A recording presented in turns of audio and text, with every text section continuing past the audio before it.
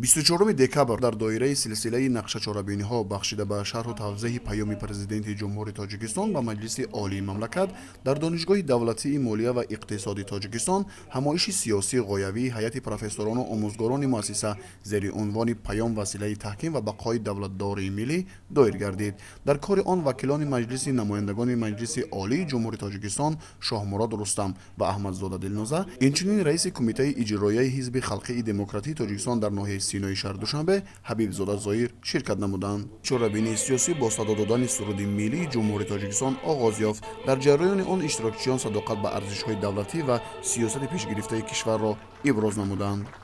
Пас аз садо додани суруди миллӣ ректори донишгоҳ Сатторзода Бобоҷон Абдуҷаббор чорабиниро ифтитоҳ бахшида изҳор дошт, ки паёми президенти Ҷумҳурии Тоҷикистон ки ҳаммасола ба Маҷлиси Олии мамлакат ироа мегардад, дар таърихи 25 соли охири давлатдории муосири миллати мо ҳамчун як ҳуҷҷати раҳнамусоз мавриди эътироф қарор гирифтааст. Имрӯз дар доираи паём самтҳои асосии сиёсати дохилӣ ва хориҷии Ҷумҳурии Тоҷикистон мавриди баррасӣ қарор гирифта, дурнамои ин сиёсат шарҳу тавзеҳ дода мешаванд. Зимни ироаи паёми имсолаи худ ба Маҷлиси Олии мамлакат, президенти Ҷумҳурии Тоҷикистон муҳтарам Эмомалӣ Раҳмон ба як қатор масъалаву дастовардҳои соли 2025 таваҷҷӯҳи махсус зоҳир намуданд, ки чун ҳамеша соҳаи маориф дар меҳвари он қарор дошт. Ректор зимни баромад қай намуд, ки пешвои миллат оид ба зарурати рушди маориф ва нақши он дар бақои давлатдории миллӣ изҳори андеша намуда, таъкид доштанд, ки ман аз рӯзҳои аввали фаъолияти худ ба ҳайси роҳбари давлат то имрӯз дастгирӣ ва рушди илми маорифро самти афзалиятнок эълон карда, дар тӯли беш аз 13 сола ба ин соҳаҳои ҳаётан муҳим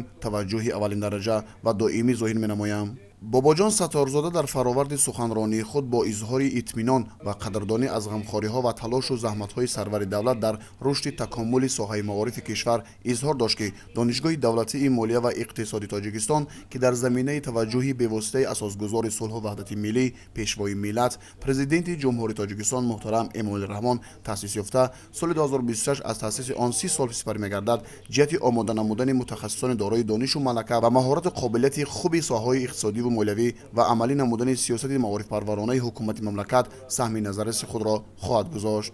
Баъдан раиси кумитаи иҷроияи Ҳизби халқии демократии Тоҷикистон дар ноҳияи Сино Ҳабибзода Зоҳир дар маърузаи худ, ки бо остоби масъалаҳои тарбияи маънавии ҷомеа дар паём унвон дошт, зикр кард, ки таълиму тарбияи насли солим дар ҷомеаи имрӯза масъулияти ҷиддиро аз аҳли ҷомеаи муосири Тоҷикистон талаб менамояд, ки дар ин бора пешвои миллат дар паёми имсолаи хеш низ дар ин маврид таъкид намуданд. соҳаи маорифу муассисаҳои таълимӣ бояд дар иҷрои ин амри муҳим нақши бештаре дошта бошанд, зеро тарбия намудани ҷавонон дар роҳияи эҳтиром ба анъанаҳои миллӣ, расму оини пешқадами ниёгон ва мероси ахлоқии гузаштагон яке аз талаботи консепсияи миллии тарбия мебошад ва президенти кишвар низ дар роҳи бунёди таҳкими давлати соҳибтамаддун ва бо фарҳанг нигоҳ доштани истиқлолияти давлатӣ нақш ва мақому мартабаи ҷавононро хеле муҳим арзубӣ менамоянд. ходими давлативу сиёсӣ, вакили Маҷлиси намояндагони Маҷлиси Олии Ҷумҳурии Тоҷикистон Шоҳмурод Рустам дар мавзӯи паём ва масъалаҳои рушди низоми қонунгузории иқтисодӣ ва